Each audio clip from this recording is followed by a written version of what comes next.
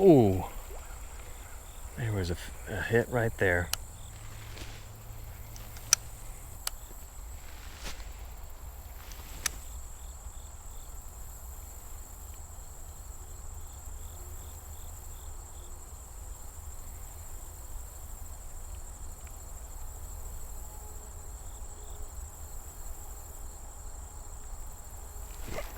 There we go. Wow. Awesome strike. Awesome strike. Wow. Beast of a fall fish. First catch of the day. Man, that was sick. He's not hooked super well, but we got him well enough there.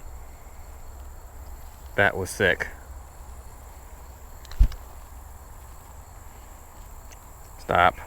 Let me get a look at you, buddy. Look at that fall fish, guys. Beast. Beast of a fall fish. Really nice. That's like a 12-inch fall fish, guys. Now, I saw one of these come up for it earlier and miss it. We made a few more casts, and this guy decided to smoke it. That was awesome. Alright guys, beautiful fall fish. Thank you for that hit, sir. That was awesome.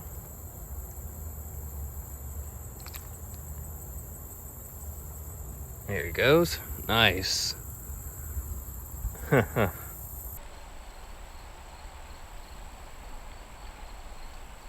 There's some bass. We just drew out some bass.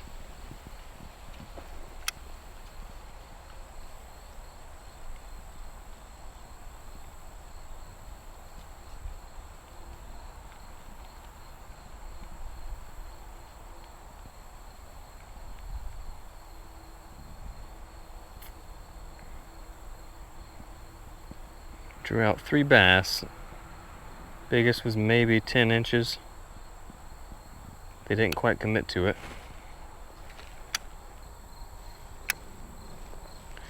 Yep, they're not committing to this. I think we're gonna have to change it up. What is good, everybody? Welcome back to Cross Country Bank Angler. I've got another fishing video for you today. This was in mid-September, you know, late summer, early fall period here, and that can be a tough time of year to fish. I was wading one of my local streams with my BFS setup, you know, trying to get in some more of that wading, you know, wet wading creek fishing before things started to cool down and made that a little less comfortable. And you know, we start off this video with a pretty nice catch, you know, early on, but it got slow pretty quickly, guys. You know, we just, the water in this creek that day when we were out there was low. It was one of those kind of still days, you know, there wasn't much current or anything. There were multiple times where I would kind of see fish look at the lures and not strike it. You know, they would turn away before they would attack it. And we ended up rotating through quite a few lures that day without much luck, without much success. You know, we were able to catch, you know, some of the smaller fish, you know, little bluegill and red breasts. But, you know, that day I really wanted to catch something a little more interesting than just like some 3-inch sunfish, right? But we tried a lot of different stuff and it wasn't really working. But and then I decided to tie on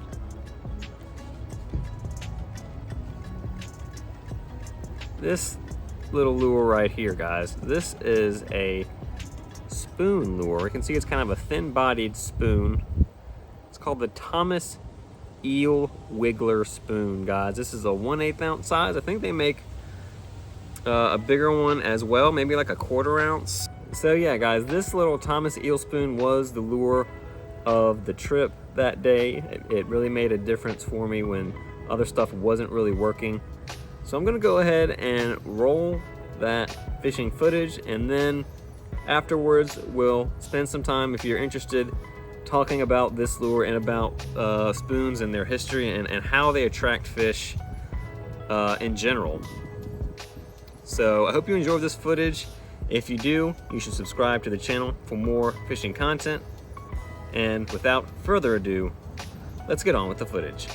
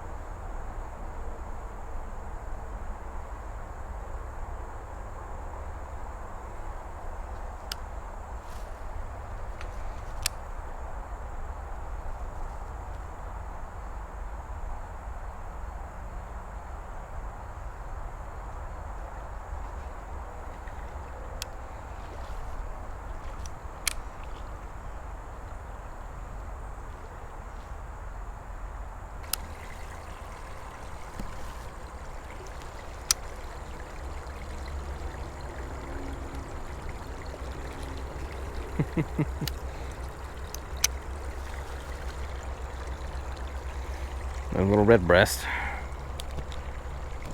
Been rotating through baits to switch to a little Thomas spoon here at Eel Spoon.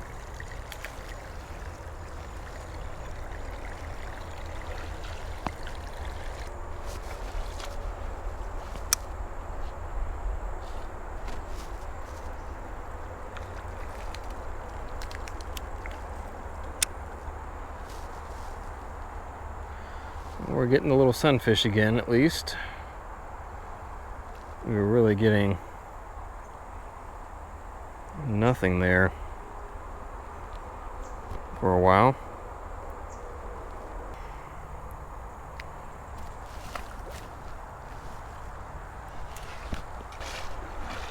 This time of year can be tough, guys. That's all I can say.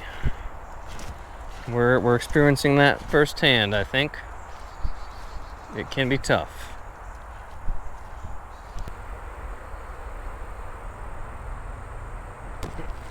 Oh, almost had something right there. That looked like a fall fish.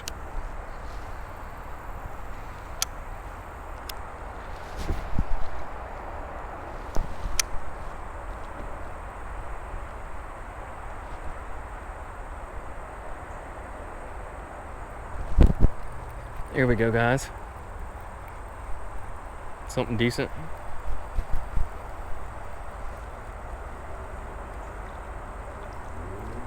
Fall fish. All right.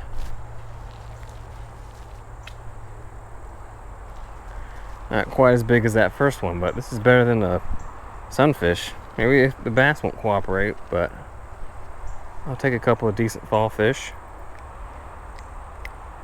on the Thomas. Oh, wait, buddy. Stop. On the Thomas Eel Spoon there. Of course, this guy got all sandy. Go ahead and let him go. He's obviously a little discombobulated after what happened to him. All right, thank you, Mr. Fallfish. Went for the Thomas Eel Spoon. Appreciate you, bud. Oof. Tough day out here, guys. Tough day. So yeah, after that catch, my inclination is to just try to throw some reaction lures, make some long casts, and hope we can catch some fall fish. And if we can catch like 3 or 4 more of those, 10 to 12 inch fall fish, I will be content for the day. It's clearly not a bass day. The bass are just inactive right now. Alright guys, you see that turtle in the water here? It's a snapping turtle.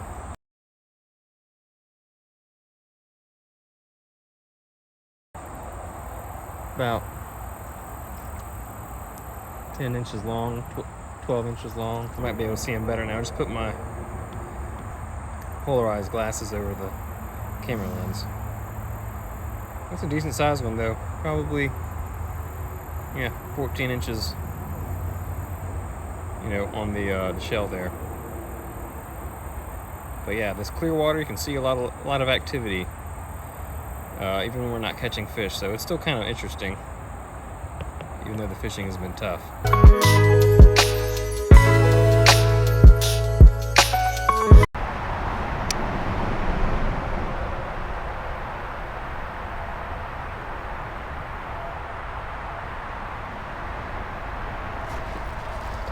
Here we go. Aha! Fall fish number 3.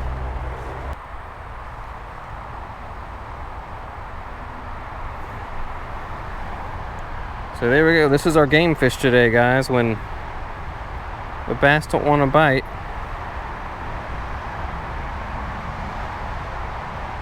this is my creek sport fish today.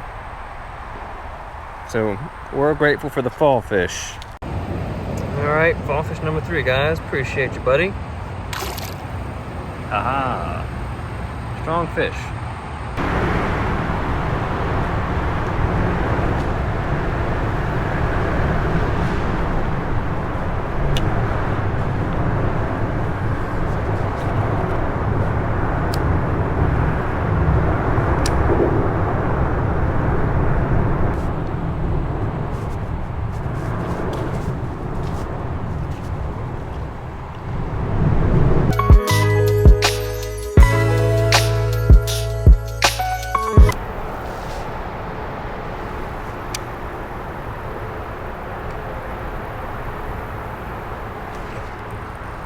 There's a fish.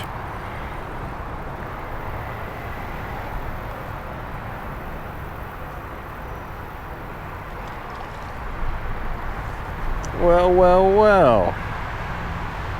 Got a bass to come up after all. After all the trouble his largemouth bass will give me today. Could barely even get him to look at any of my lures, but this guy was willing to go for it. It's like an 11-inch, maybe a 10-inch bass. I'll say 10 inches. It's like decent for a creek, but nothing crazy. So, all right, so we got a bass today after all, guys. All right, guys, we're in the concrete jungle out here, but we got a bass. Just made a cast to the overhanging brush over there. That edge of that where those rocks are, and he was there waiting to ambush the eel spoon, the Thomas Eel spoon.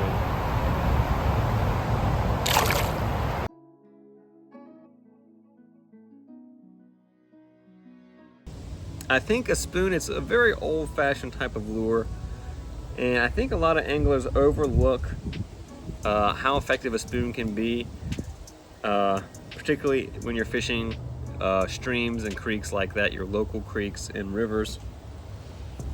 And you know, when the water is super low and clear like that and the fish don't seem to be all that active, I feel like there's kind of 2 different routes you can go. You can go finesse, you know, throw something really small, really natural, you know, not a lot of commotion, not a lot of aggressive movement, or something slow, you know, on the bottom. And I ended up trying that on this day.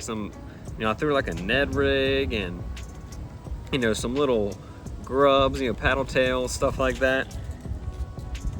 And they just weren't really working. You know, we were just you'd see the lure swimming by, you know, some, you know, bass or nicer fish, and they just did not care about it at all. But the other direction you can go is to throw something like very reactive, very aggressive.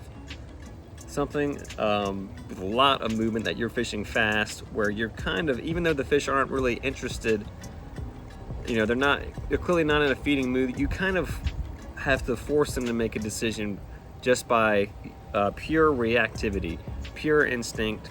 Kind of like, you know, if you're playing with your cat, you know, with like a chew toy or something, and or a laser pointer, you know, you're just getting your cat, you know, your cat's just kind of minding its own business, being lazy, and all of a sudden he sees that laser pointer and he gets up and stares at it and starts pawing at it and trying to chase it. you're acting on the animal's sort of predatory instinct, the prey drive of that animal. It's the same way with fish when you're throwing something like a spoon, guys. And like I said, this is an old type of lure. It gets overlooked, but these lures have been catching fish for literally centuries, guys. Some type of spoon has been around that long. There's a lot of history of indigenous peoples and early settlers using polished pieces of metal or shells in kind of that spoon shape to mimic forage, even without even the use of a reel, just kind of getting it to tumble and wobble around down there, flashing light, pushing water. It's just a little curved, dense piece, right? It's not a really complicated lure at all. There's no connections, there's no spinning or blips or anything vibrating really. It's just that bend working against the water, tumbling down. And that type of action has been catching fish for hundreds of years, guys. Literally hundreds of years. And at least in the US, the first sort of patented, mass-produced spoon on the market came out in the 19th century, in the 1850s. I'm not sure exactly when this specific type of spoon came out, but I really do like this one more than any other that I've tried, guys.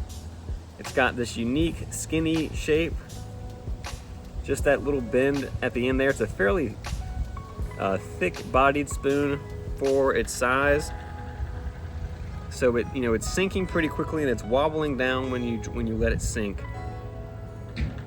And the thing that I like about this spoon that makes it good for shallow water, creeks or river situations, is that when you start your retrieve, and I tend to go kind of a moderate speed with this. I'm not reeling it super fast necessarily, but this thing tends to swim up. It climbs up to about, I'd say 1 or 2 feet under the surface usually, and it's just wobbling. Very exaggerated wobble from side to side.